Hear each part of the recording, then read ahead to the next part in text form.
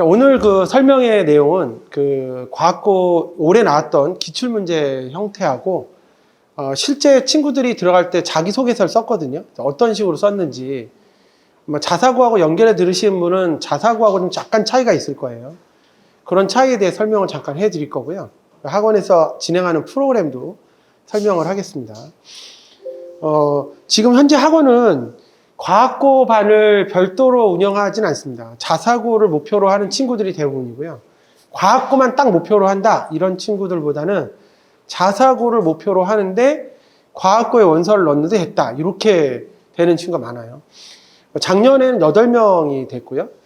8명이 됐는데 그 8명 중에 이제 A반 친구들이 3명이 나왔고 다른 반 애들이 이제 나머지 나왔는데 실제 A반 아이들도 자사고를 처음에 다 상상고를 준비했던 친구 있고 한 명만 과학고를 가고 싶어 했었습니다. 근데 한 명 가고 싶어 과학고만 꼭 가고 싶다고 생각했던 친구는 떨어졌어요. 근데 이제 상상고를 가야 되는데 한 번 넣어봤더니 됐던 친구들이 나머지가 된 거죠. 약간 다른 형태예요. 원래는 과학고라고 하는 학교는 영재학교를 넣어서 떨어지면 걔네들이 이제 과학고를 들어가는 걸로 되어져 있습니다. 원래가. 그런데 이제 요즘에 싹 바뀐 게 영재학교 넣었다 떨어진 친구가 과학고에 가는 게 아니고 자사고를 준비하는 아이들이 선행도 잘 돼 있고 생기부도 잘 돼 있잖아요. 영재고를 준비하려면은 실력을 키우는 거고 자사고를 준비하려면 생기부를 잘 만드는 거예요. 그 둘 차이가 좀 있어요. 영재고하고 자사고 차이는 그런 차이라고 보는 거죠. 근데 영재고를 준비하려고 준비했던 친구가 생기부를 그렇게 썩 잘 만들지 않았기 때문에 이 친구들이 과학고 넣었을 때 떨어진 게 아닌가 이렇게 생각이 되어요. 근데 반면에 자사고를 준비했던 친구들은 생기부를 잘 만들었는데 그걸 갖고 과학고를 넣으니까 과학고에 상대적으로 우위에 있잖아요. 영재고 준비했던 애보다. 그래서 우선적으로 선발된 게 아닌가 이렇게 생각이 되어집니다. 일단 내용을 잠깐 보면서 왜 그렇게 나왔는지 한번 알아보겠습니다. 오늘은 내용은 영재학교 학생 1명과 과학고 7명 현재 들어간 학원이고요. 현재 준비를 올해는 24명에 하나고 상상고까지 포함해서 합격을 했습니다. 처음에 과학고의 스케줄을 잠깐 살펴보겠습니다. 과학고를 준비하려면 무조건 4월 달에 영재학교 원서를 넣어야 됩니다. 왜 그러냐면은 영재학교 원서를 넣는 이유는 현재 내가 여태까지 준비한 내용이 맞는지 안 맞는지를 확인해 줘야 돼요. 그래서 생기부가 통과가 될 수 있는지 없는지를 영재학교를 넣어서 검증을 해야 됩니다. 영재학교 준비를 안 했어도 영재학교 원서를 넣어서 실제 합격할 수 있는지를 확인해 줘야 됩니다. 작년에 영재학교 합격한 친구도 솔직히 승부는 하나고나 한성과고에서 나올 거라 생각을 했습니다. 근데 작년에 이제 그래도 가장 비슷한 하나고하고 상상하고 가장 비슷한 영재학교가 인천과학예술영재학교하고 세종과학예술영재학교가 있거든요. 그중에 인천과학예술영재학교를 넣었는데 거기서 최종 합격이 된 거예요. 그래서 준비를 할 때 목표를 좀 잘 잡고 준비를 해요. 이 친구는 제가 보기에는 한성과학고하고 하나고를 넣으면 맞겠다. 왜냐면 전체 1등을 계속 해왔고 학교 회장도 해왔고 했었기 때문에 이 정도 친구면은 하나고는 거의 붙을 수 있을 것 같다라고 생각을 했어요. 그리고 한성과고에서 원하는 인재상하고도 맞으니까 이 정도면 한성과고도 붙겠다 이렇게 생각을 해서 준비를 했었는데 사실 영재학교는 갈 생각이 없었죠. 근데 이제 인천과학예술영재학교에 최종 합격이 되고 나니까 처음에는 하나고를 좀 다시 원서를 넣을까 생각하다가 그냥 넘어갔죠. 그리고 가서 다시 그냥 영재학교로 이제 간 친구입니다. 그래서 무조건 4월에서 5월 사이 요때 영재학교 원서를 넣거든요. 요때 원서를 넣으니까 무조건 원서를 넣어줘야 돼요. 그러려면 4월 달에 원서를 넣으려면 지금 2월이잖아요. 지금부터 준비를 해야 실제 4월 달에 원서를 넣을 수 있는 거죠. 그리고 영재학교 원서가 끝나면 시험은 6월 달에 봅니다. 6월 달에. 시험은 6월 달에 보고 이 시험까지 통과가 되면 이제 3차까지 해서 7월에 보는 상황이 되고 3차까지 끝나고 나야 과학고 원서 접수를 시작합니다. 7월에 원서가 끝남과 동시에 과학고 원서 접수가 시작이 돼요. 그러니까 끝남과 동시에는 날짜가 하루 이틀밖에 남지가 않아요. 그러니까 실제적으로는 어떻게 하는 거냐면 과학고 준비하는 친구들은 원서를 5월 달에서 6월 달 기말고사, 중간고사 끝나면서부터 과학고 원서 준비를 해요. 그래서 과학고 원서 준비는 사실상 이제 5월 중간고사 끝나고 준비하는데 실제는 여기 영재학교부터 준비해야 되니까 지금부터 하는 게 맞는 거고요. 과학고, 그럼 영재학교를 붙었는데 과학고를 지원할 수 있느냐? 라는 질문도 되게 많이 나오는데 영재학교는 고등학교가 아니기 때문에 붙어도 과학고를 지원할 수 있습니다. 그래서 영재학교를 붙고 과학고 원서를 또 넣을 건가? 라도 고민을 해봤었지만 영재학교 붙은 친구 중에 그런 친구도 있고요. 실제 한 20% 정도는 영재학교 붙고 과학고 쪽으로 이렇게 바꾸거나 자사고 쪽으로 바꾸는 친구들이 있습니다. 그래서 실제 여기 보면 영재학교의 최종 발표가 12월 달에 나와요. 그 전까지는 미리 발표를 하니까 결혼이 된 상태에서 계속 갔었어야 됐어요. 그러니까 약간의 문제가 있고 부담감이 있었는데 여기 12월 달에 발표를 하니까 만약에 누가 이제 한학원을 붙어서 가거나 특히 과학고보다는 한학고나 상상고 붙으면 빠져나가는 인원이 많아요. 외대부거나 이런 데 붙으면 거의 다 빠져나간다고 봐야 돼요. 그래서 그런 데를 붙으면 이제 빠져나가기 때문에 그 인원을 빼고 나서 이제 12월 달에 최종 발표를 하는 겁니다. 보통은 이렇게 되어져 있습니다. 그래서 영재학교를 붙어도 이제 자사고 쪽을 또 넣거나 과학고를 넣는 친구들도 있는데 과학고는 잘 안 넣습니다. 과학고를 안 넣고 자사고 쪽은 꼭 넣습니다. 이렇게 보통 많이 하고요. 2차하고 3차 소집 면접까지 이렇게 들어갑니다. 그래서 영재학교에서는 그 빠져나가는 인원을 이제 없애기 위해서 정신교육을 시킵니다. 예, 정신교육을 불러다가 열심히 시켜서 절대 빠져나가지 않게끔 하는데 그래도 빠져나가요. 그래서 그래도 이제 나가죠. 왜냐하면 어차피 의대를 못 가잖아요. 영재학교에서. 의대를 갈 수가 없으니까 그냥 거의 다 이렇게 나간다고 보시면 돼요. 그리고 여기 원서 접수 여기 끝나고 나서 이제 과학고 3차, 2차가 끝나고 나면은 1차 서류가 끝나고 나면 출석 면담을 하거든요. 직접 나와서 설명을 하라고 그래요. 그 선생님한테 가서. 선생님 설명을 하면 그걸 갖고 최종 선발을 이렇게 하는 형태가 됩니다. 자, 본격적으로 말씀을 한번 드려보도록 하겠습니다. 요거는 이제 작년도 2022학년도 전국에 있는 과학고의 경쟁률입니다. 제일 1위는 경기 북과학고고요. 7.3대 1이고요. 한성과학고하고 세종과학고는 둘 다 3.8대 1로 2등, 3등이었고 다음은 인천과고, 대전 동산과고, 충북과고 순이었습니다. 전국에 있는 과학고와 경쟁률이 이렇게 3대 1 가까이 올라가는 거는 실제 특목고가 과거에는 한화고하고 상상고 이런 학교들이 전기고등학교였어요. 전기고등학교에서 같이 한화고를 넣을 건지 상상고를 넣을 건지 정했었기 때문에 그때의 경쟁률은 3대 1이 다 안 됐었어요.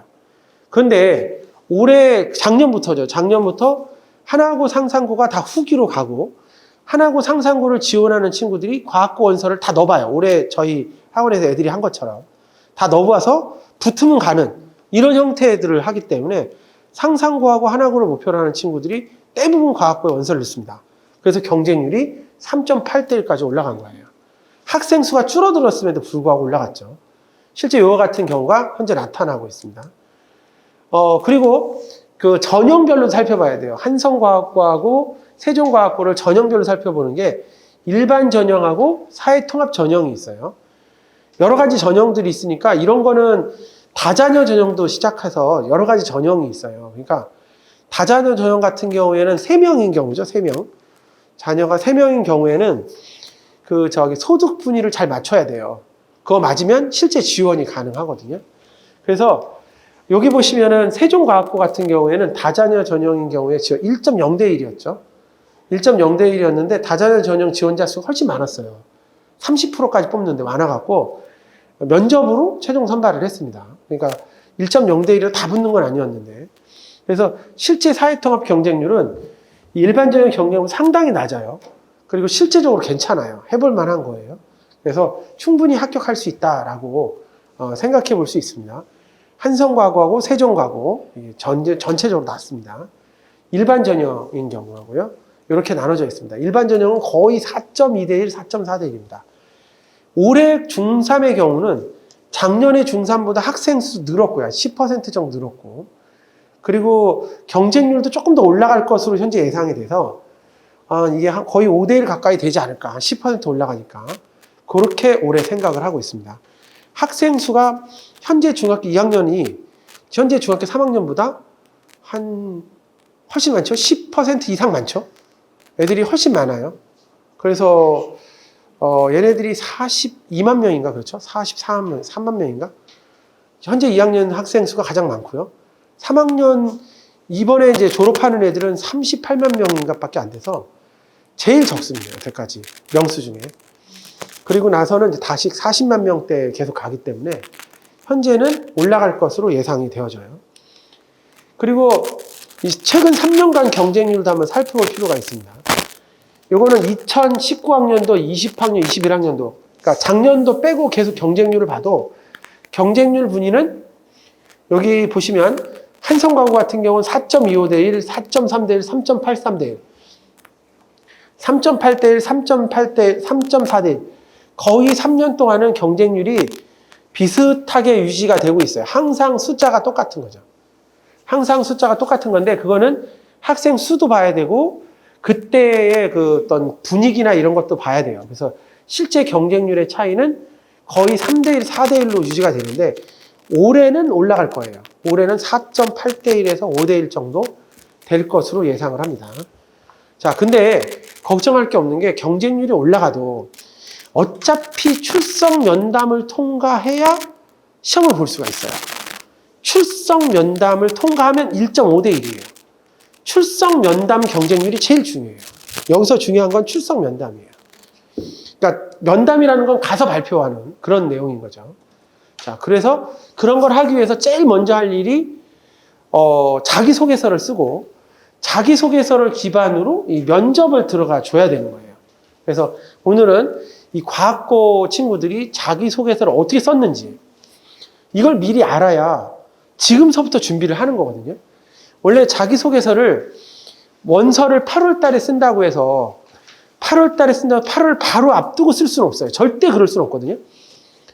지금부터 써서 준비를 하는 거죠. 뭐 내용도 준비하고 보고서도 만들고 인성 같은 경우도 준비하고 해놔야 되기 때문에 지금부터 해주는 거예요. 세종과학고는 진로동기, 자기주도 학습, 인성 독서로 이루어져 있고요. 한성과학고는 자기주도 학습과 그리고 수학과학, 인성으로만 이루어져 있고 경기북학고는 전공 영역을 2개 선택하게끔 되어 있습니다. 보이는 학교가 세종과학고, 한성과학고, 경기북학고입니다. 실제 그 자사고하고 비교하면 학교 건물은 좀 많이 안 좋아요. 자사고 건물들이 워낙 좋아서 실제 과학고 건물들이 그렇게 썩 좋지는 않습니다. 영재학교 건물하고 자사고 건물들은 다 좋아요. 거의 대학 수준인데 과학고는 그 정도로 좋지는 않습니다. 차이점은 말씀드릴게요. 등록금 차이가 납니다.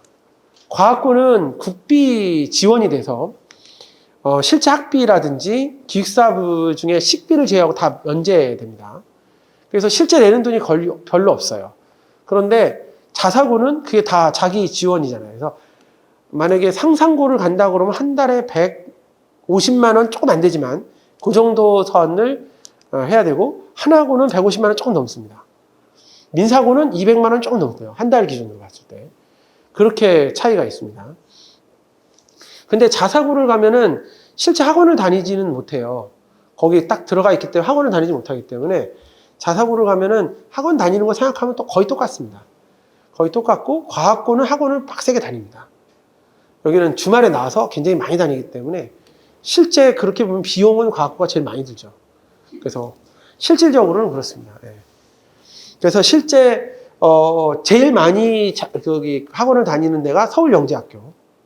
거기가 제일 많이 다니고요. 그 다음에 경기영재, 그 다음에 한성과고, 세종과고, 그 다음 순을 이루고 있습니다. 거기들은 이제 실제 학원을 많이 다니기도 하고 서울영재학교다라고 하면 일단 교육비가 2배 비쌉니다. 예. 서울영재학교니까 선생님도 되게 센 선생님이 와야 되잖아요. 아무나 할 수가 없잖아요. 그러니까 실제 학비가 훨씬 비싸요. 그런 차이가 있어요. 그래서 차이점을 비교하자면 그렇다고 볼 수 있습니다. 요거는 이제 한성과학고의 자기소개서 내용입니다. 근데 과학고는 또 그 정도는 아니죠. 과학고는 다르니까. 요거는 이제 한성과학고 거고요. 수학, 여기 보시면 지원자가 재학 기간 중에 수학 분야에 크게 성장할 수 있었던 탐구활동, 자기주도 학습 경험을 구체적으로 기술하시오라고 되어 있습니다. 아니, 약간 좀 다른데 자세히 보세요. 수학 분야에 크게 성장할 수 있는 탐구활동이에요. 근데 탐구활동인데 탐구활동을 어떻게 비교하냐면 주제, 동기, 과정, 결과, 배우고 느낀 점. 주제, 동기, 과정, 결과, 배우고 느낀 점은 우리가 말하는 탐구 보고서 양식과 똑같습니다. 탐구 보고서 주제를 쓰고요. 동기를 쓰고 과정을 쓰고 결과를 쓰고 배우고 느낀 점을 써요. 학교다 보통 제출하는 내용들인데 똑같습니다. 그래서 이 똑같은 내용이라고 보시면 되는 거고요. 여기 한번 읽어볼까요? 나는 수학이 일상생활에 어떻게 활용될지 탐구하면서 수학적 자질을 길렀습니다. 활동 수학반에서 테셀레이션을 디자인하며 타일링 원리를 알아보았습니다. 요거 테셀레이션이요. 거의 대부분의 생기부에 써 있습니다. 1학년 때 자유학기제잖아요. 거기서 수학반 들어가면 다 테셀레이션 하고 있습니다. 아닐 애가 없어요, 생기부에. 근데 그때는 뭐 하냐면 색종이를 오려서 이렇게 붙이는 거를 해요. 학교에서 하는 게. 근데 실제 얘가 쓴 거를 볼까요? 근데 보시면 이거 그냥 생기부에 있는 거지만 실제는 아닌 거예요. 여기 보시면 두 번째, 이 성질을 바탕으로 오각형을 기반으로 나만의 길이 타일링을 만들었고 아르키메데스 타일링 원리가 궁금하여 부정방정식을 탐구해봤습니다. 부정방정식도 써놨습니다. 식도. A분의 1 더하기 B분의 1 더하기 C분의 1이 2분의 1인 방정식을 얻었고 부등식을 구했습니다. 그래서 아르키메데스 테셀레이션을 알게 됐다라고 썼어요. 이거는 여기서부터는 경시예요. 여기 뒤에부터는 수학 경시 문제예요. 수학 경시 문제로 삼각형, 사각형, 오각형, 육각형으로 아르키메데스 테셀레이션을 사용할 수 있었습니다. 이렇게 쓴 거예요. 이 친구가 수학 경시 대회를 출전한 건 아니에요. 출전한 건 아닌데 출전한 것처럼 보이게 하려고 이렇게 쓴 거예요. 그리고 요거는 생기부에 다 있어요. 그래서 생기부에 있는 걸 바탕으로 연습을 해야 돼요. 그러면 요거는 배워야겠잖아요. 요거는 배워서 탐구 보고서가 있어야 될 거잖아요. 위에 거에 대한 탐구 보고서는 학교에 냈기 때문에 있을 건데 그거는 실제 도움이 안 되는 거고 아래 거에 대한 탐구 보고서가 있어야 되기 때문에 아래 거에 대한 탐구 보고서를 미리 만들어 놔야 실제 요거를 사용할 수 있는 거예요. 그래서 이런 것들은 중요한 요소로 생각을 해주면 돼요. 그러니까 그러니까 그 선행만 하는 게 아니라 경시에 관련된 내용도 들어가줘야 돼요. 그래서 자사고 쪽에서는 선행 쪽을 주로 많이 넣으면 이 과학고 쪽에서는 경시에 관련된 내용도 넣어줘야지 실제 붙어요. 그래서 영재학교 준비하는 친구들이 그래서 많이 과학고를 넣는 거예요. 근데 자사고를 준비하는 애들도 이런 식으로 넣기 때문에 구분이 안 가는 거죠. 근데 이때 이 친구한테 질문한 건 뭐냐면 이 부정방정식 풀어보라 했고요. 증명도 해보라 했습니다. 당연히 연습했을 테니까 증명도 했을 거고 답변도 했을 거 아니겠어요? 그러니까 실질적으로 이런 친구들이 합격을 하는 거예요. 그래서 차이점이 그런 차이다라고 본 거고요. 두 번째, 한성과학고에서는 자, 나눔, 배려, 협력, 갈등 관리, 리더십의 실천 사례를 들고 600자. 인성에 대해서만 600자를 써야 돼요. 그러면 인성을 600자를 쓰려면 그렇게 많이 한 활동이 그렇게 많지가 않아요. 이 친구들이. 그래서 여기 보니까 두 가지를 썼어요. 두 가지를. 독서부 활동을 한 거하고 동천의 집에서 장애인 복지설 한 거. 두 가지를 썼습니다. 한번 내용 볼까요? 최근 3년 동안 저는 도서 활동을 꾸준히 하고 있습니다. 처음에는 도서부 활동을 주 1회만 하다 보니 도서관이 정리되지 않은 책을 많이 쌓여 있게 됐고 책을 보는 학생들이 책을 찾을 때 어려움이 생겼습니다. 도서부는 구역을 나누어 다시 책을 정리하였고 그 후로 책을 찾지 못하게 되는 경우가 줄어들었습니다. 학생들에게 도서관에 대해서 알려주는 홍보활동을 해보자 하여 도서관 밤샘 캠프를 기획했고 책 끝말 읽기로 같은 활동을 통해 학생 도서관에 대해서 알리는 게 만들었습니다. 이렇게 했고요. 밑에 거는 동천의 집 활동. 동천의 집이라는 장애인 복지시설에서 장애인들과 함께 근로 작업과 청소를 하였습니다. 가기 전에 장애인분들이 대화를 통하지 않을까 걱정했는데 저의 말을 이해하는 노력을 해주셔서 친절하게 대해주셔서 어려움이 없었습니다. 이게 이제 여기는 뭐냐면 선입견이 생겼는데 선입견을 극복했다라는 상황으로 만드는 거예요. 여기처럼 뭐 장애인과 말이 통하지 않을 것 같아서 선입견이 생겼지만 어떤 경우에 친구들은 떨렸다 뭐 이렇게 쓰기도 하고 두려웠다 이렇게 쓰기도 해요. 그래서 노력해 친절한 모습에 어려움이 없었다 이렇게 해주는 거예요. 저도 그분들을 돕고 이해하기 최선을 다했다 뭐 이렇게 했고요. 이 봉사활동을 통해 사소한 일이더라도 최선을 다하는 정신을 가지게 되었고 장애인분들 도와서 보람을 느꼈습니다. 이렇게 써주는 거 598자. 여기서 여기까지가 하나, 둘, 셋, 넷, 다섯, 여섯, 일곱, 여덟, 9줄. 9줄 정도가 600자 정도, 한 줄이 한 60자 정도 되는 거예요. 이렇게 된다고 보시면 되는 거예요. 그런데 여기처럼 그 동천의 집이든 뭐 어떤 활동을 했더니 구체적으로 아이들이 써줘요. 이건 봉사활동이라 이렇게 내용이 들어가는데 현재 올해는 그 현재 2학년에 3학년 올라가는 친구들은 봉사활동 내용이 아예 없어요. 아예 없기 때문에 동아리 활동, 위에 있는 것처럼 동아리 활동을 쓰거나 아니면 그냥 학급에서 멘토링 활동을 만들어야 돼요. 그래서 지금부터 할 거는 배려나 나눔, 협력이나 갈등 관리가 될 만한 내용에 해당하는 거를 하나 정도는 자기 사례로 만드는 것도 괜찮습니다. 친구가 잘 못하면 옆에 가서 좀 가르쳐 주겠다고 제안을 하고 실제 설명도 좀 해줘 보고 하는 것도 괜찮을 것 같고요. 어떤 활동이 있으면 주도적으로 나서서 내가 해보겠다라고 해보는 것도 좋을 것 같습니다. 그러니까 작년하고 달라. 이때 이 친구들은 작년에 간 친구인데 이 친구들은 1학년 때 이런 활동이 있어서 넣은 건데요. 다른 친구들은 그 작년이나 재작년 들어간 친구들은 그래도 봉사활동이 있는데 지금 2학년에 3학년에 올라가는 친구들은 봉사활동이 아예 없어요. 아예 0이에요. 0. 그렇기 때문에 제 생각에는 이렇게 동아리 활동을 하거나 교내 활동을 통해서 넣어주는, 교실에서 하는 활동을 통해 넣어주는 게 제일 좋겠습니다. 특히 할 만한 거 하나 말씀드릴게요. 배려, 나눔, 협력, 갈등과 리더십. 요거에 제일 많이 쓰는 게 그런 거잖아요. 우리가 이걸 이제 몇 가지입니까? 하나, 둘, 셋, 넷, 5가지죠. 5가지가 있으니까 5가지가 다 들어가 있는 사례를 보통 생각을 해요, 친구들이. 그래서 친구를 꼭 왕따로 만들고요. 그 왕따인 친구를 돕기 위해서 자기의 모임이 있는 무리인 친구들을 잘 설득을 합니다. 그렇죠?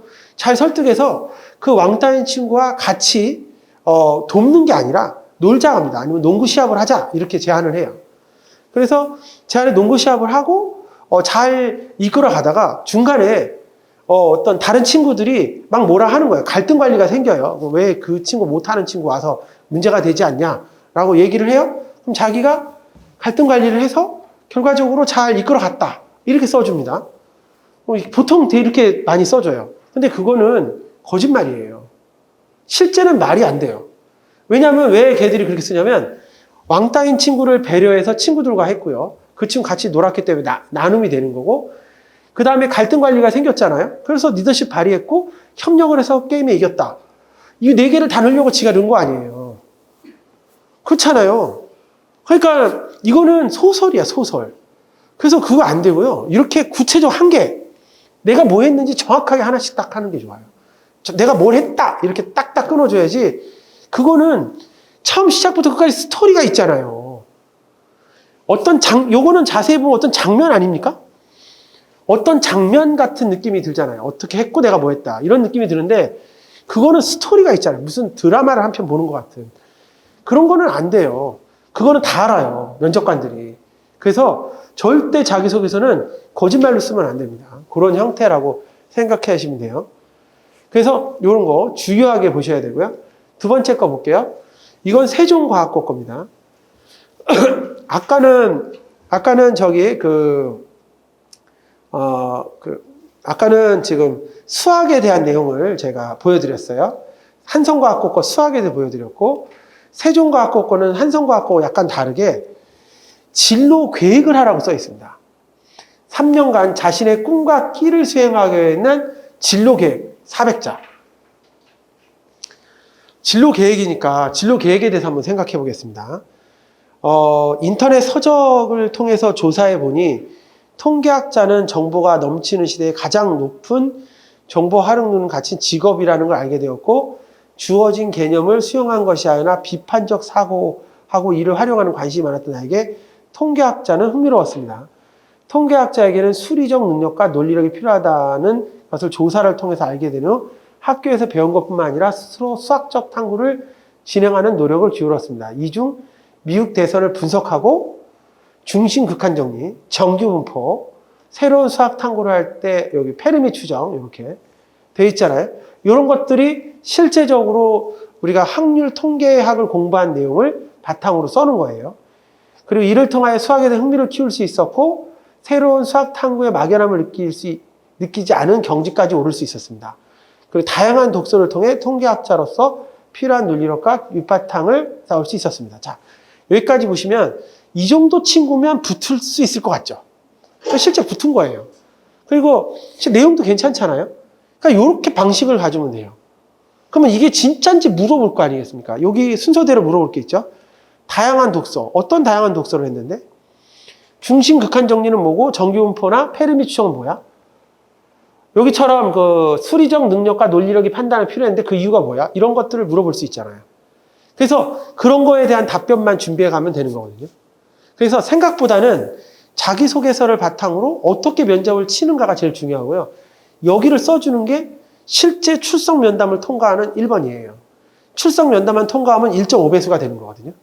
그러니까 경쟁률이 5대1이든 6대1이든 그게 중요한 게 아니고 출석 면담을 통과하면 그냥 1.5대1이다 이거예요. 그걸 통과하기 위해서 노력을 해준다는 거죠. 그 다음에 이제 두 번째는 여기 그 탐구 사례죠. 여기 보니까 자기 주도적으로 과학 분야에서 탐구한 사례를 적어라. 1100자. 여기서는 이 친구, 세종과학고 이 친구는 아까 한성과학고 친구는 수학을 했는데 이 친구는 이제 과학을 했습니다. 세상을 바라만 본다면 충분히 과학적 원리가 떠올릴 수 있다는 것이 과학의 장점이라는 생각을 해봤습니다. 책을 좀 많이 읽다 보니까 표현이 되게 좋은 것 같아요. 그렇죠? 실생활 속에 수업 시간에 배운 과학적 원리 사례를 관찰하거나 배우지 않은 원리를 발견해 나가는데 흥미를 가지고 있습니다. 하루는 우연히 아치형 다리를 다큐멘터리를 보고 다리의 구조에 대해서 흥미를 겪어서 직접 실험을 해봤습니다. 다리의 역할을 수행하기에 적합한 다리 구조를 고민한 결과 다리를 이루는 재료가 많다면 더 견고한 다리를 만들 수 있어 보이지만 오히려 더 많은 무게를 지청해야 한다는 깨달을 수 있었습니다. 따라서 견고한 다리를 위해서는 무게를 최소화하면서 큰 힘을 버틸 수 있어야 된다는 것을 알게 되었습니다. 이렇게 해서 써놨고, 여기 밑에 보니까는 견고한 다리를 만들 수 있게 되었고, 실제로 나무젓가락을 통해서 트러스 구조 교량을 만들어 봤을 때 8권의 책을 버틸 수 있었다라고 써놨습니다. 딱 보니까 아무리 봐도 이 친구는 이 다리 구조에 대해서 정확하게 알고 실험도 정확하게 한 것 같고, 지금 내용을 보면 아주 복잡하고 어려운 실험을 한 것 같지는 않은데 이런 걸로 충분히 내용을 확인할 수 있어요. 그러면 선생님들이 질문을 뭘 했냐면 이 친구에게는 여기 보면은 어디 갔을까? 여기 보니까 여기 보면은 과학적 원리의 사례를 관찰하거나 수업 시간에 배운 과학적 원리 사례를 관찰하거나, 그러니까 수업 시간에 배운 과학적 원리 사례를 말해봐라 이렇게 했었고, 배우지 않은 원리를 발견해. 학교에서 배우지 않은 원리가 뭔지 말해봐라 이렇게 질문을 했어요.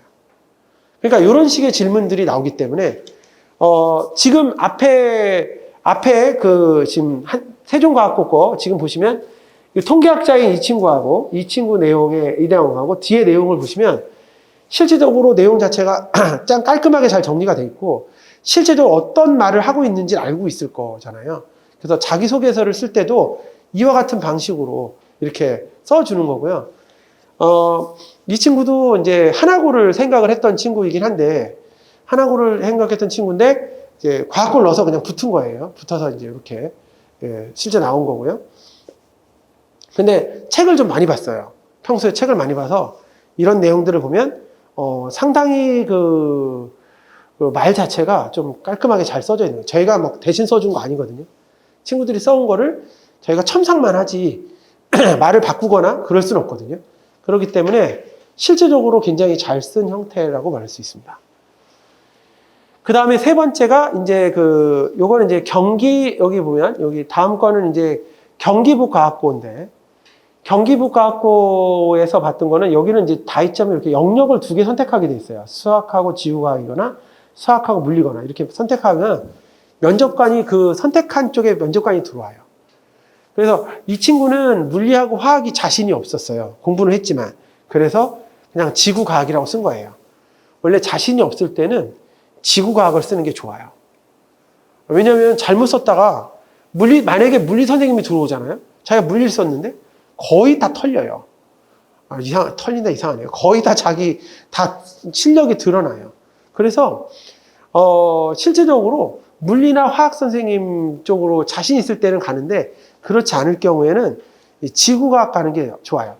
지구과학은 과학고에 선생님 한 명밖에 없어요. 한 명밖에 없고, 그리고 이 내용을 지구과학이 아닌 물리나 딴 걸로 썼어요. 여기다 이걸 쓰고 밑에는 딴 걸 썼기 때문에 실제적으로 이제 지구과학 선생님이 들어와서 물어볼 수 있는 게 어느 정도 한계가 좀 있었어요. 지금 보시면 얘는 어떻게 했냐면 지구과학이라고 썼고 미세먼지에 대해서 했어요. 미세먼지의 병을 유발한다는 것을 생각했고, 미세먼지 농도와 인간의 호흡기 절반이 인과관계에 대한 탐구를 했습니다. 다 탐구했다고 쓰거든요. 미세먼지 농도와 인간의 호흡기 질환의 인과관계에 대한 탐구, 이렇게 된 거예요. 자연스럽게 국제환경 전문가가 관심을 갖게 되었고, 국제환경 전문가가 대기질의 관리 역량을 강화하고 싶어졌습니다. 세계적으로 탄소비율이 높아지면서 지구온난화가 가속되고 있고, 그중에 쓰레기 소각으로 배출되는 탄소 비율이 높다는 것을 알고 우리나라 연간 쓰레기 양을 페르미 추정, 똑같이 아까랑 통계 똑같이 페르미 추정을 통해서 계산해 봤습니다. 이렇게 합니다. 그러면 이 친구 같은 경우에는 이 국제환경 전문가라고 쓴 이유는 영어도 좀 잘해서, 영어도 잘하고 그렇다고 해서 과학을 너무 잘하는 건 아니기 때문에 그냥 적당한 서준으로 환경이라고 넣고, 그래서 국제환경 전문가라고 넣었어요. 그랬더니 면접관 자체에서 환경에 대한 것이 좀 많이 물어봤어요. 환경에 대한 게 많이 물어봤는데, 아이고 왜 이렇게 들어갔지? 환경에 대해서 질문을 많이 했고, 미세먼지라든지 여기처럼 국제환경 전문가가 꼭 하고 싶은 게 뭔지, 지구온난화가 가속화되는 이유가 뭔지, 이런 것들을 직접적으로 물어봤습니다. 제가 이렇게 자기소개서를 보여드리는 이유는 자기소개서 내용이 결과적으로 그냥 소집 면접에 그냥 다 나와요. 그러니까 소집 면접 대비라는 게 별게 아니고 자기소개서를 정확하게 쓰고 그 내용을 정확하게만 설명할 수 있으면 실제적으로 가능해지는 거예요. 근데 올해의 특징 중에 한 가지는 한성과학고하고 세종과학고가 약간 달라졌습니다. 여기 뒤에 보이는 게 이제 한성과학고인데, 올해 이제 한성과학고하고 세종과학고의 소집 면접의 특징적인 걸 한 가지 살펴보면 말씀드리겠습니다. 과거에는 어떻게 나왔었냐면 자기소개서를 기반으로 하는 문제들이 거의 대다수였습니다. 근데 올해는 약간 변화가 된 게 직접적으로 문제를 물어봤습니다. 그러니까 상상고나 출석 면담에서요. 상상고나 하나고에서도 직접적으로 문제를 물어보잖아요. 물어보는 것처럼 이 세종과학고나 한성과학고에서 직접적으로 문제를 물어봤고요. 그 문제를 답할 수 있어야 합격이 됐습니다. 특히 세종과학고의 경우에는 이런 식으로 물었어요. y는 ax 제곱 플러스 bx 플러스 c가 0일 때 a 플러스 b가 0이고 b 플러스 0이고 이 그래프가 4,4를 지난다면 a 값을 구해라. 제가 말한 속도로 이것도 빨리 말했죠. 더 빨리 말하고 이렇게 말을 하고 본인이 이걸 머릿속에 알아듣고 생각을 해 답을 할 수 있어야 됐어요. 이번에 세종과학고의 큰 특징은 이거였어요. 근데 이런 같은 과정의 문제들이 원래 외대부거나 하나고나 이런 데도 직접 나오고 있었거든요. 과거에도 쭉 있었기 때문에 실제적으로 세종과학고에서 올해부터는 생각을 좀 빨리 문제를 푸는 친구들을 물어보는 것 같아요. 그래서 과거에는 어땠냐면은, 과거에는 세종과학고는 자기소개서에 있는 내용을 아주 심화 있게 물어봤는데 갑자기 이렇게 나오니까 애들이 처음에 당황했지만, 실제적으로 이제 그 문제 같은 거 훈련 받잖아요. 우리가 이제 기출 문제 같은 거 풀 때 막 훈련 받지 않습니까? 그런 걸 많이 풀어본 친구들이 생각보다 말을 잘 해서 실제 합격을 한 거죠. 그래서 그런 차이가 있었고, 한성과학고는 원래 수학과 과학이만 A만 되면 아무 문제 없이 통과가 됐었거든요. 그런데 한성과학고는 다른 과목이 B가 있으면 왜 B가 나왔는지도 계속 물어봤어요. 그러니까 그런 차이가 좀 있는 것 같아요. 과거에는 만약에 뭐 국어에 B가 있든 뭐 사회에 B가 있든 뭐 그게 크게 중요한 게 아니었는데 이 친구를 대학을 보내려고 하다 보니까 그게 중요하게 된 거예요. 그래서 자사고를 준비했던 친구들이 유리한 게 어차피 국어도 A고 영어도 A고 국영수가가 A잖아요. 그러니까 이런 친구들이 유리했던 것 같아요. 영재고를 준비했던 친구들은 영재고 준비해야 되라고 실제 수학, 과학은 A를 봤는데 다른 과목들은 막 B가 나오는 친구들 생각보다 많이 있거든요. 그러니까 그런 친구들이 오히려 이번에 출석 면담에서 거의 다 탈락이 되는 이런 상황이 올해 많이 발생했어요. 아예 출석 면담에 탈락이 돼요. 시험을 본다면 아마 붙었을 거예요. 그런 친구들 잘하니까. 근데 출석 면담에서 아예 제외시켜버리니까 시험 볼 기회를 주지 않은 거죠. 그래서 올해의 차이점은 실제적으로 과목별 성적도 괜찮고 그리고 실제 그러니까 문제를 물어봤을 때 답변을 할 수 있는가 없는가 이런 것들 그리고 중학교 과정에서 하고 있는 내용들을 얼마나 알고 있는가를 물어보는 질문들이 많이 나왔었어요. 1차 때. 그러니까 출석 면담 때. 그렇기 때문에 그거에 대한 대비만 충분히 한다면 가능하지 않겠냐 이렇게 현재 보여지고 있어요. 그래서 아마 제 생각에는 하나고를 준비했던 친구나 상상고를 준비했던 친구들이 많이 붙은 것 같아요. 올해 갑자기 애들이 많이 붙었거든요. 원래는 하나고 합격생이 좀 나와야 되는데 하나고 합격생보다 과고 합격생이 훨씬 많이 나왔고 저희도 깜짝 놀랐어요. 실제. 이게 왜 갑자기 얘네가 다 붙지? 막 이렇게 되는 상태가 돼서 실제 반을 운영할 때도 어려움이 있었어요. 그러니까 과학고 합격하면은 굳이 이제 더 뭐 특목반을 다닐 필요가 없지 않습니까? 과학고 합격한 학생은 어차피 하나고나 상상고를 넣을 수 없기 때문에 뭐 영재고 합격한 애들 한번 해본다고 하지만 과학 합격한 학생은 그런 경우가 없어서 그냥 거의 다 이제 실제 과거 준비를 해야 되는 거예요. 원래 지금도 애들한테 물어봐요. 야, 너 과학고 자기가 뭐 하나고 가겠다 하거나 뭐 상상고 가겠다 하는 친구들한테 저희가 물어보거든요. 야, 너 있잖아. 과학고 합격하면 안 갈 거냐? 자기는 과학고 합격해도 면접 보러 안 갈 거기 때문에 괜찮다고 하다가 실제 합격을 하면 다 갑니다. 실제 합격을 하면 다 가죠. 왜? 2차까지 붙어요. 3차 남았는데 1.5대 1이야. 당연히 가지 왜 안 가겠어. 그래서 원래 안 간다면 어떻게 될지 모르는데 내가 어떻게 안 가냐. 그래서 실제 갔더니 실제 다 붙은 거죠. 그러니까 갔는데 다 붙어갖고 그래서 그런 경우가 있죠. 그래서 올해 같은 경우에는 그와 같은 상황이 생겼어요. 그래서 아마도 비슷한 상황일 거라고 예상이 되어지고요. 이게 점점점 강화되는 거죠. 왜냐면 과학고가 전기고 자사고가 후기로 밀렸고 그리고 이번에 2년 차잖아요. 그러니까 아마 같은 상황이 발생될 거라고 생각이 되어져요. 올해도. 그래서 충분히 요거를 우리가 예상을 하고 준비를 해야 됩니다. 그래서 제 생각에는 과학고를 붙을 생각을 하고 있으면 차라리 상상고나 하나고, 특히 하나고 쪽을 목표로 하는 게 훨씬 좋을 것 같아요. 그렇게 마음속에 갖고 가니까 면접 때 당황하지 않잖아요. 어차피 나는 연습이다라고 나온 거고 과학고 꼭 붙으려고 나온 애는 이것 떨어지면 끝이라고 나온 거니까 실제 면접 때 차이가 있는 것 같아요. 실제 나는 하나고 갈 건데 뭐 자신 있게 나가잖아요. 그럼 자신 있게 얘기해. 뭐 떨어질 수도 있지 뭐 이렇게 얘기하니까 그런 친구들은 붙여주고 차라리 막 이거 안 되면 안 되는데 막 안다라는 친구들은 오히려 탈락을 시킨 게 아닌가 이런 생각을 해보고 있습니다. 다음번엔 이 소집 면접입니다. 소집 면접은 출석 면담을 붙으면 1.5배수라 했지 않습니까? 1.5배수 친구들을 불러다가 시험을 봅니다. 시험을 보는 건데 과학하고 수학 문제 합쳐서 총 4문항이 나오고 시간은 20분에서 30분. 올해는 20분 줬어요. 그 전까지 30분이었고 20분 동안 문제를 풀고 면접실에 가서 7분에서 10분가량 면접을 합니다. 여기서는 이제 시험 문제 푼 거에 대한 면접, 시험 문제 푼 거에 대한 면접이기 때문에 크게 중요한 건 아닙니다. 이런 면접을 진행합니다. 어떤 게 나왔는지 보도록 하겠습니다. 여기 써 있죠? 예, 여기는 3문항, 작년엔 3문항 나왔고, 올해는 4문항 나왔고요. 20분이고 7분. 이렇게 면접이 되어져 있습니다. 지금 요것이 올해 나온 거고요. 수학 문제입니다. 수학 문제. 3분 AD가 닿지 않고 삼각형 내부에 거울을 두어서 C를 도달하기 위해, 여기 C까지 거울을 넣으면 C에 도달하기, 어떻게 잘 넣으면 C에 가겠죠. 예. C에 가겠죠. 잘 놓으면 C에 갈 수 있는데 어디다 놔야 되겠냐라는 거를 이제 물어봤던 문제입니다. 세로 거울을 두었을 때 빛이 닿는 지점을 Q라 할 때 A와 C까지의 경로의 길이를 구해라. 관련된 수학 원리를 구해라. 라는 문제입니다. 이 학교에서 배운 내용이 아니라 창의적 문제가 되겠습니다. 창의적 문제. 그 다음에 두 번째, 이건 과학 문제입니다.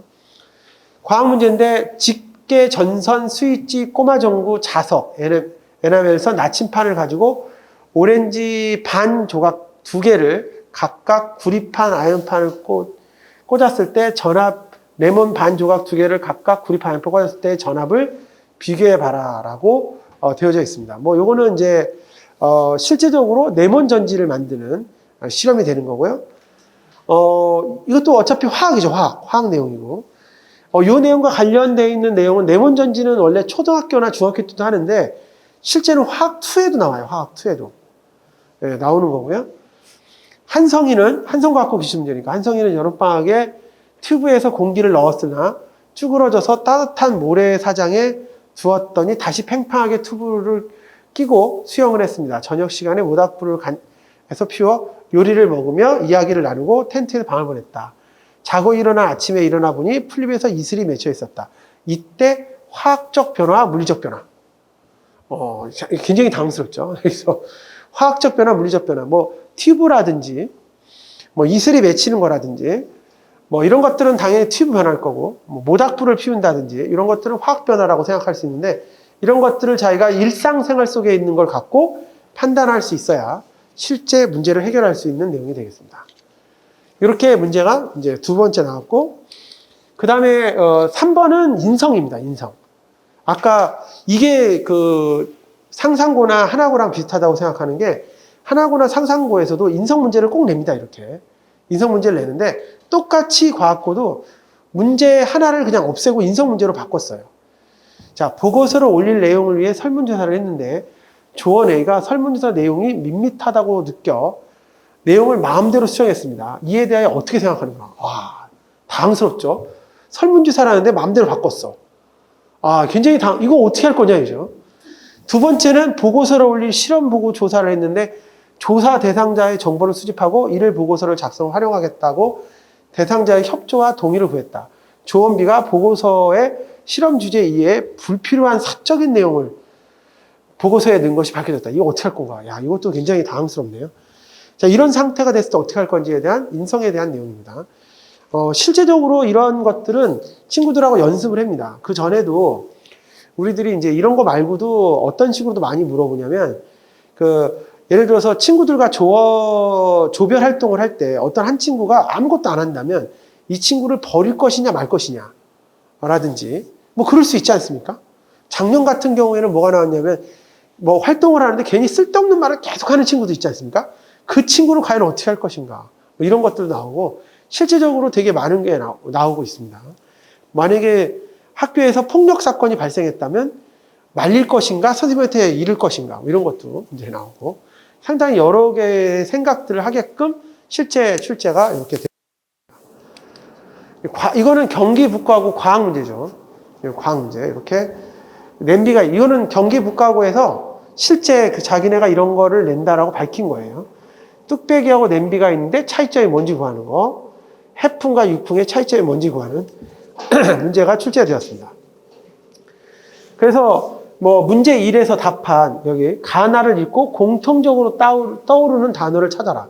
그럼 가나를 읽고 공통적으로 떠오르고 뭐 대류라든지 뭐 연용량이라든지 뭐 비열이라든지 뭐 이런 것들이 아마 들어갈 건데 그거를 이제 떠오르는 단어를 생각해 보는 거고 1에서 구한 단어 중 하나를 골라 그 단어를 설명할 수 있는 자연현상을 예를 들어라. 뭐 이렇게 실제 자세히 보시면 알겠지만 과학고 문제들은 자연현상에 나타난 거를 어떻게 설명할 것이냐 이렇게 문제를 물어보고 있어요.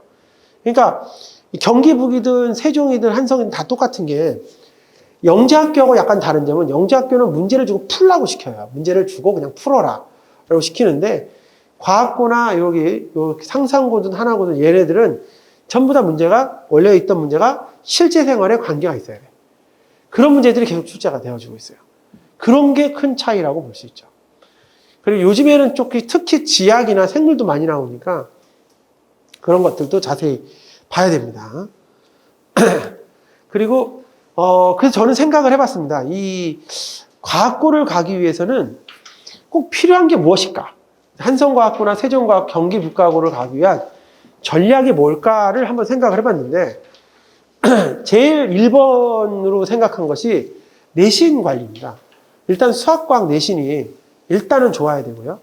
만약에 B가 있다면 만약에 국어에 B가 있든 영어에 B가 있으면 당연히 질문이 나올 거예요. 야, 너 왜 B야? 이렇게 물어보면 그거를 네가 어떻게 그 B를 어떻게 풀 것인가에 대한 내용을 설명해 줘야 돼요. 우리가 연습을 해봐야 돼.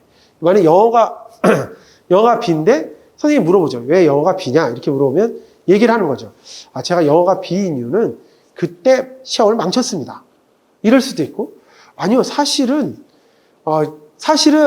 실력이 있는데 시험을 망쳤습니다라고 할 수도 있고, 아, 사실은 영어 B인데 실제 실력은 B 맞아요. 하지만 저는 다른 걸 잘합니다. 이럴 수도 있어요.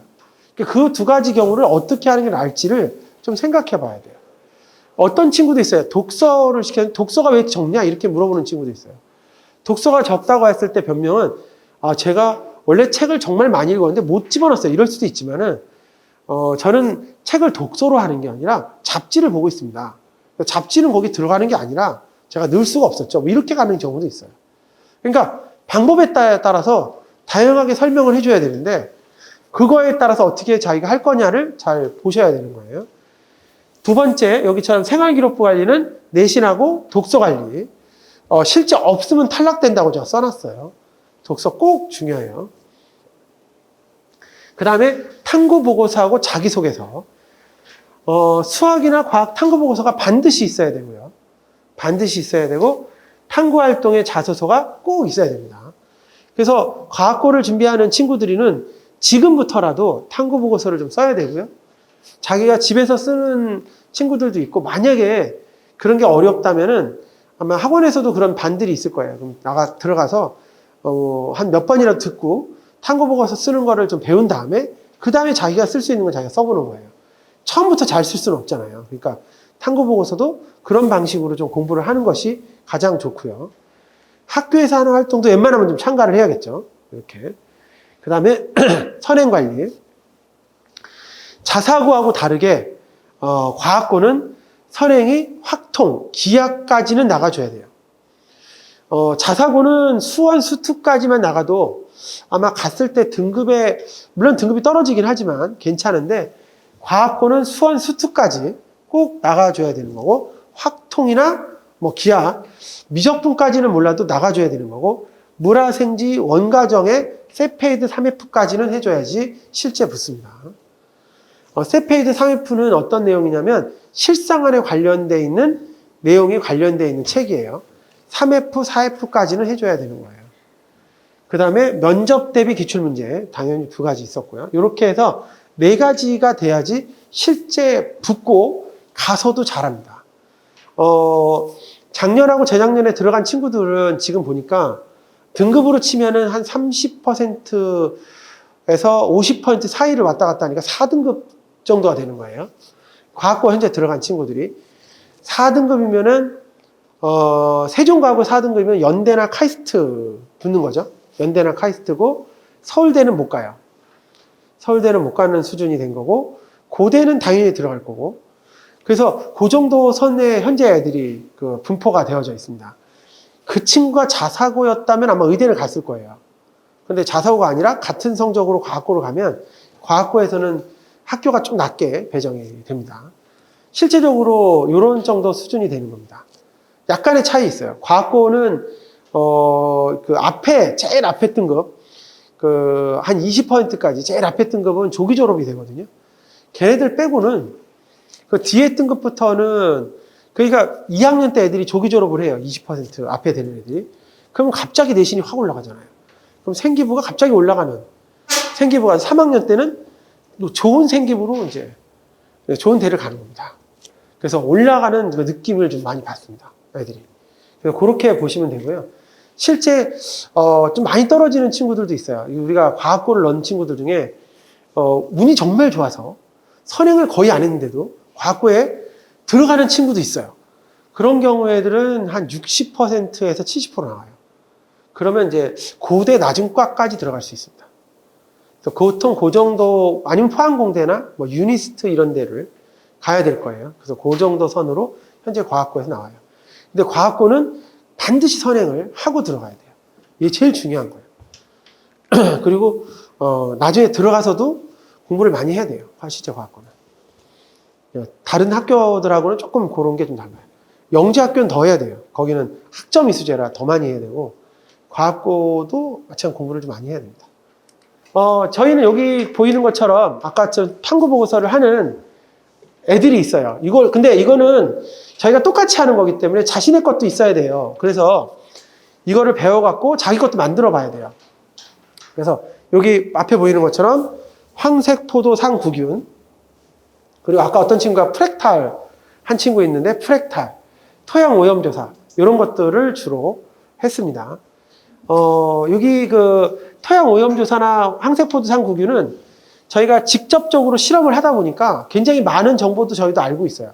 그러니까 어느 곳이 가장 오염이 됐는가 뭐 이런 거. 뭐 실제 해보니까 대장균은 핸드폰이 제일 많고요. 뭐 이런 것들을 제가 알고 있었어요. 이게 데이터로 애들이 나와요. 황색포도 상구균은 음식물 쓰레기에서 제일 많이 나오고. 그래서 그런 것들을 저희가 데이터를 보고서 이렇게 조사를 해서 친구들에게 이렇게 얘기를 해주는 거죠. 그리고 그 토양 오염 조사도 해보니까는 제일 지저분한 데가 그 어디야, 그 놀이터의 그 모래. 꼬마애들이 노는 놀이터 모래가 제일 더러워요. 거기가 제일 더럽고, 거기는 저희가 조사를 해보니까 인하고 질소, 이런 것들이 되게 많이 나와요. 거의 비료를 줬다 생각하는 건데, 아마 제 생각에는 고양이 때문이 아닌가 싶어요. 동네 고양이들이 다 거기로 간 게 아닌가. 아마 그렇게 생각을 하고 있습니다. 예, 그리고 프랙탈, 여기도 조사도 했고요. 이런 것들을 직접적으로 애들이 보고서를 만들어 보는 거예요. 그래서 그런 식으로 해서 보고서를 계속 만들어 가는 거예요. 그러니까 2주에 한 개니까는 뭐 내신 때 빠지고 그러면은 뭐 한 5개월 해도 한 몇 개 못 만들어요. 예. 그 다음에 요거는 KMO라고 해서 아까 경시 문제인데, 요거는 원래 관악에 있는 친구들은 경시하려면 다 강남으로 가요. 실제 여기서 있는 친구들이 없는데, 실제 근데 친구들에게 경시라고 하는 부분을 넣어줘야 되는 게, 자소서의 과학고 쪽은 경시를 했다고 한 것처럼 보여줘야 되거든요. 그래서 이론을 제가 가르쳐요. 딱 맞춰서, 그때. 이론을 딱 가르쳐 주는 거예요. 그 다음에 교재 이렇게 구성되어 있고, 저희가 요것이 기출문제, 아까처럼. 이런 것들이 실제 문제 나왔던 문제집이에요. 저희가 이렇게 실제 나왔던 문제집을, 그러니까 친구들이 가면 외우잖아요. 그러니까 상상고를 가요. 그럼 문제를 외워갖고 와요. 외워갖고 온 거를 여기서 책에다 넣는 거예요. 비슷하게 또 다른 예상 문제도 만들고. 과학고도 제가 아까 보여드렸던 문제는 이 친구들이 외워온 거지 어디 공개된 게 아니란 말이죠. 외워갖고 와서 보여주면 그대로 문제를 넣는 거예요. 근데 학교가 그 자사고가 10개나 있고 과학고도 지금 굉장히 많기 때문에 실제 외운 문제들도 엄청나게 많아요. 그래서 그런 문제들이 거의 책이 나올 정도로 많이 있는 거예요. 그 다음에 요거는 이제, 이렇게 하다 보니까 저희가 요번에 중요하게 생각했던 거는, 면접 때 제일 중요한 거는 답변을 정확하게 할 수 있는가라고 하는 부분인데, 저희가 질문을 제일 많이 받았던 게 그거예요. 내용 설명을 들었는데, 만약에 선행을 나갔는데, 선행의 내용 설명을 받았는데, 이걸 잘 못 알아들으면 어떡하냐. 이해를 못 할 수도 있잖아요. 그러면 그런 경우 다시 볼 수 있어야 되는 거 아니냐라고 하는 거. 그 다음에 두 번째는 숙제를 하다가 모를 수도 있잖아요. 그걸 어떻게 할 것인가. 그리고 문제를 보다가 틀린 문제가 있으면 어떻게 할 건가. 이 세 가지를 할 수 있는 거를, 요건 이제 강남하고 저가 원래 관악에서만 학원을 운영하는 건 아니고요. 중계동하고 강남에는 컨설팅 사무소하고 민사고반을 운영을 해요. 여기에는 이제 같이 실적에 공유는 되지 않았지만 민사고반을 운영을 하고 있고 여기도 운영을 하는데, 실제 대치동하고 중계동에서 주로 사용했던 프로그램인데, 이쪽 아이들하고도 같이 이번에 진행해 보기로 했어요. 그래서 한번 내용 잠깐만 설명을 해드릴게요. 요거는 스터디 큐라고 되어져 있는 거고요. 만약에 이 친구들이 공부를 하는데, 공부를 하고 잘 모르겠는 게 있으면, 숙제할 때 모르겠으면 직접 그 문제를 찍으면 설명이 그냥 거기 나오게끔 되어져 있고, 유사 문제도 이게 설명을 하실 수 있게끔 되어져 있습니다. 그러니까 여기 보시면 이게 교재 강의 라인업이라고 되어 있는데, 여기 보면 저 밑에 보시면 수상, 수화, 수원, 수투, 확률 통계 미적분까지 강의가 있어요. 그래서 실제 내가 수원을 배웠어요. 학원에서 배웠는데 이게 한 번 듣고 정확하게 알면 좋은데 모르면 다시 들어보면 되는 거고요. 그 다음에 이게 그걸 듣는다고 EBS를 찾아보면은 또 어떤 문제가 생기냐면 교재가 틀려서 또 몰라요. 같은 책을 봐야 되기 때문에. 그렇게 강의를 듣게끔 돼 있고 이렇게 뉴스터디 교재로 이렇게 쫙 준비가 되어져 있습니다. 그래서 실제 특목을 하는 데 있어서는 가장 중요한 요소라고 생각이 되어서 강의를 하는 라인업을 이렇게 만들었고요. 그 다음에 이제 요거는 이제 어쨌든 그 개념 강의는 그냥 똑같이 개념 강의고요. 그 다음에 이제 숙제 관리 시스템이나 요 관리에 대해서 잠깐 설명을 할게요. 여기 나와 있는 것처럼 아까 숙제를 아이들이 하게 되면 숙제죠. 숙제를 하게 되면 문제풀이를 합니다. 문제풀이 하기는 채점을 하고 잘 모르겠으면 여기 그 문제를 찍으면 바로 거기서 내용이 나오는 그런 형태로 되어져 있습니다. 그래서 그 그런데 중요한 건 숙제하다 모르는 것이 굉장히 많을 수도 있고 적을 수도 있잖아요. 그러면 지가 문제 풀다 모르겠으면 띡 읽어놓고 대충 쓰고 이렇게 쓸 수도 있어요. 자기가 굳이 생각 안 하고. 그럴 수도 있지 않습니까? 그거 많이 하잖아요. 온라인 학습에. 근데 그거는 뭘 봤는지 처음에 쫙 답을 입력해야 실제 어떤 게 틀렸는지 확인이 돼야 틀린 문제에 대해서만 영상이 딱 제공이 되고 실제 그렇게 반응을 하게 돼 있어요. 자기가 다 찍어 놓으면은 다 찍었다고 나오기 때문에 선생님이 확인하고 바로 그 다음날 얘기를 할 겁니다. 너 이게 왜 어떻게 된 건지. 그렇기 때문에 절대 찍을 수 없게끔 이렇게 되어져 있습니다. 그리고 빠르게 가기도 안 되게 돼 있습니다. 그래서 애들이 쭉 넘겨서 제일 마지막에 답만 딱 체크하는 경우도 있어서 그것도 안 되는 걸로 이렇게 해놨습니다. 그리고 유사 오답에 대해서는 따로 숙제를 나가야 할 겁니다. 숙제 관리 시스템이고요.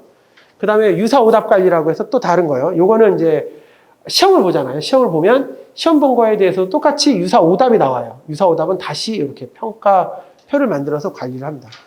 유사 오답에 대한 건 두 가지 방식이 있어요. 오답 문제를 내가 설명을 들어서 알았어요. 알면 그거를 방법이 두 가지죠. 그거를 다시 한번 설명을 해보거나 안 그러면 그와 똑같은 문제를 한번 다시 풀어보거나 그러니까 비슷한 문제를 풀어보거나 그래서 유사 오답은 실제 AI 시스템으로 AI라는 게 요즘 많이 나와서 그렇지 AI 시스템으로 관련되어 있는 문제들을 이렇게 정리를 해놓은 게 있습니다. 그래서 이렇게 나가서 진행을 하고 이것이 이제 실제 강남하고 중계에서 계속해서 하고 있었던 거고요. 이렇게 하게 되면 굉장히 약간 빡세져요, 애들 입장에서. 근데 이제 이렇게 공부를 쭉 해서 나가줘야 실제 특목에 붙을 수 있습니다. 계속 전체 학년 다 나갈 겁니다. 초등부도 나갈 거예요. 똑같이 개념 강의 똑같이 들어갈 거고. 그래서 이런 식으로 진행을 한다는 거 차이점이 좀 달라진 거라고 볼 수 있겠고요. 그 다음에 수업 형태는 아까처럼 이제 반들 쭉 있는 거고요. 뭐 간단한 거니까 이렇게 보고요. 과학도 조금 달라졌습니다. 과학을 잠깐만 설명해 드리면 과학은 제일 중요한 게 내신 성적이 나와야 되고요. 면접에 가면은 과학을 1대1로 하나씩 물어봐요. 예를 들어서 뭐 실제 면접에 가보면 어떻게 물어보냐면 우리가 암석이 있는데 심성암이 뭐야? 뭐 구름이 있으면 어떤 구름이 있어? 우리나라 지나가는 해류가 뭐야? 이렇게 물어봅니다. 그러니까 내용을 그냥 직접 답을 할 수 있게끔 물어보는 거랑 아이들한테 어떻게 하냐면 일종의 암기잖아요. 그래서 실제 그게 내신이고요. 그래서 실제 모든 과학 노트는 이렇게 책이 이게 레드 노트라고 이렇게 책이 있어요. 이거는 화학원이에요. 화학원 책인데 이 책 안을 보면은 빈칸이 이렇게 있어요. 빈칸이 있어갖고 빨간색으로 하고 이렇게 외우는 거예요. 그래서 요거 시험을 보는 거예요. 그러니까 제일 간단한 방식이에요. 영어 단어를 이렇게 외우듯이 그냥 과학도 이렇게 외우는 거예요. 그러면 실제 내신, 학교 내신, 그러니까 고등학교 가서 내신이나 그리고 저희가 이번에 제일 많이 느꼈던 게 입시라면 제일 많이 느꼈던 게 애들이 이렇게 물어봤을 때 답을 잘 못하는 거예요. 그 단어를 정확하게. 그거에 대해서 대비를 하기 위해서 이렇게 요 레드 암기법. 빨간색을 굳이 쓰는 이유는 이게 원래 열정이잖아요. 그리고 이게 빨리 외워져요. 빨간색으로 쓰면. 그래서 실제적으로 빨간색을 이렇게 체크를 합니다. 여기 보시면 안 보여요. 이 빨간색. 여기 빨간색 넣으면 안 보인단 말입니다. 그래서 실제적으로 이렇게 진행을 하고 있습니다. 요거는 모든 과학을 하는 반 친구에게 다 나갈 거예요. 화학도 나갈 거고, 그 다음에 요거는 이제 뭐 중학교 과정도 나갈 거 다 나갈 거기 때문에 실제적으로는 준비가 확실하게 될 겁니다. 그래서 입시를 할 때는 정확하게 그거에 맞게끔 준비를 해야 된다고 생각을 해서 요번에 똑같이 도입하기로 했고요. 요게 아까 세페이드까지 한다고 그랬잖아요. 세페이드로 이렇게 창의력 문제예요, 다. 창의력 문제가 나와요. 네. 원과정까지 끝나고 나서 해줘야 되는 책이에요. 자, 그 다음에 내신 프로그램이고요. 넘어갈게요, 이건요. 그 다음에 영어 프로그램입니다. 영어 프로그램의 특징은 제일 중요한 게 영어죠, 영어 프로그램. 수능 영어예요. 제가 요거는 항상 강조하는데, 지금 제일 중요하게 생각하시는 건 딱 정확하게 그거여야 됩니다. 영어를 어떻게 하든 간에 관계없습니다. 그런데 제일 중요한 건 지금 중학생이면 수능 영어를 공부해야 됩니다.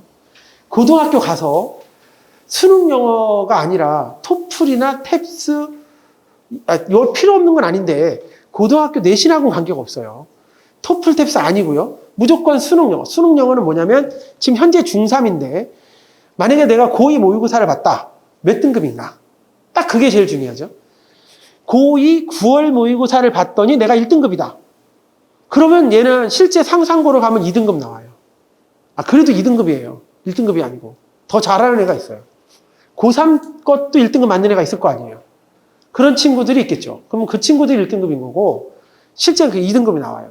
그래서 사실상 수능 영어 공부를 하는 것이 제일 중요합니다. 근데 이렇게 공부를 해놓으면 아마 제 생각에 어느 학교를, 고등학교를 가도 내신은 다 잘 나올 거예요. 모든 고등학교가 똑같아요, 방식이. 근데 이제 어설프게, 우리가 어렸을 때 어설프게, 영어는 뭐, 말을 잘해야 돼. 뭐, 영어는 뭐, 토플을 해야지. 이렇게 갖고는 절대 승산이 없어요, 이거는. 그래서, 지금부터 절대적으로 생각할 거는 학교 내신은 기본인 거고, 나머지 공부는 다 수능 영어에 맞춰져 있어야 됩니다. 그래야지 점수가 나와요. 다른 것보다 제일 중요한 내용입니다. 제가 제일 강조하는 거고요. 실제 이렇게 해야 점수가 나와요. 그래서 제가 왜 자꾸 이렇게 얘기하냐면 직접 이번에 들어간 친구들 있잖아요. 들어간 친구들을 보니까 고2 모의고사에 몇 등급이냐가 제일 중요해요. 고2 9월 모의가 몇 등급이냐. 너가 봤는데 9월 모의가 몇 등급이야. 1등급이야, 2등급이야, 뭐 3등급이야. 이렇게 등급 나온 게 거의 비슷하게 내신으로 나와요. 1등급이 2등급으로 나와요. 그리고 여기 영어에서, 수능 영어에서 제일 좋은 건 독해잖아요. 독해력이 제일 중요한 거라, 뭐 영어의 특징이다라고 한번 읽어보시면 됩니다. 수능 영어가 가장 중요한 거고, 특징적인 거 하나만 말씀드릴게요.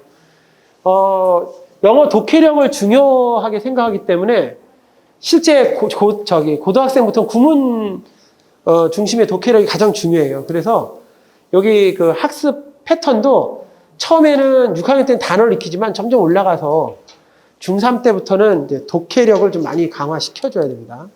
이런 거. 그러니까 요 내용을 보고 직접 요 내용이 뭔지도 파악해야 돼요. 요즘에 그런 것도 많이 나왔어요. 그러니까 국어나 그 영어 문제 중에 이상하게 사회나 과학 문제가 많이 나와요, 요즘에. 그래서 실제 그 내용을 정확하게 알고 있어야 푸는 문제들이 요즘에 수능에 많이 나와요.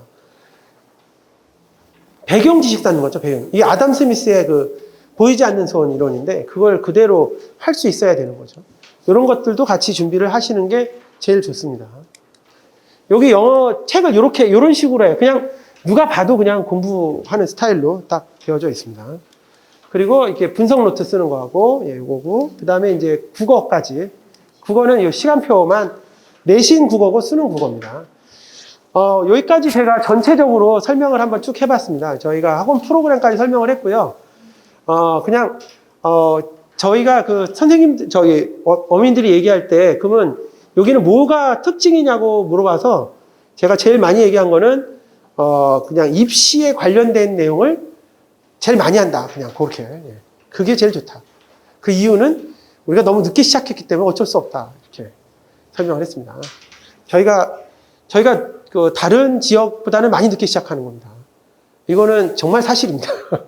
알고 계시겠지만 많이 늦게 시작하는 거고, 그럼에도 불구하고 애들이 붙고 있습니다. 과학고든 상상을 붙고 있는 거는 실제 기출문제 중심으로만 계속 돌리기 때문에 거의 많은 성과를 내고 있고, 실제 들어간 친구도 3, 4등급 되는 거는 딱 그 내실에 맞춰서 공부를 했기 때문에 가능한 거다라고 보여지고 있습니다. 그렇지 않으면 되게 애매해집니다. 진짜 아이들이. 가서도 애매해지고 붙기도 어렵고 그렇습니다. 그런 형태라고 보시면 제일 좋습니다. 여기까지 하도록 하겠습니다. 감사합니다.